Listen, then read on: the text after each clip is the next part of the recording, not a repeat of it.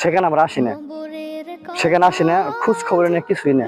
যার বাবা বা মা আত্মীয় স্বজন যারা পাড়া প্রতিবেশী যারা এই অন্ধকার কবরের সাহিত্য আছে, যদি আমি বা আরো পাড়া প্রতিবেশী যদি আমরা এই কবরটা তাদের জন্য মানে তাদের জন্য যদি জিয়ারত না করি, তাহলে তারা কিভাবে সওয়াবটা পাবে? মানুষ কি মৃত্যুর পর তার কি কোনো এমাল আমল কি মানে খোলা থাকে? কোনো আমলের পথ কিন্তু খোলা থাকে না। এই কারণে সবারই উচিত মানে কবরস্থানে আসা। এমনি না আসলেও শুক্রবার আসা দরকার। আমিও আসতে পারি না, কিন্তু তারপর এর মধ্যে ব্যস্ততার মধ্যে আসছি। এটা আমার বাবার কবর, দেন কয়দিন হয়ে গেছে কবরটা নিচা হয়ে গেছে। এভাবে আমার একদিন আপনার একদিন অবশ্যই এভাবে নিচা হয়ে থাকবো না।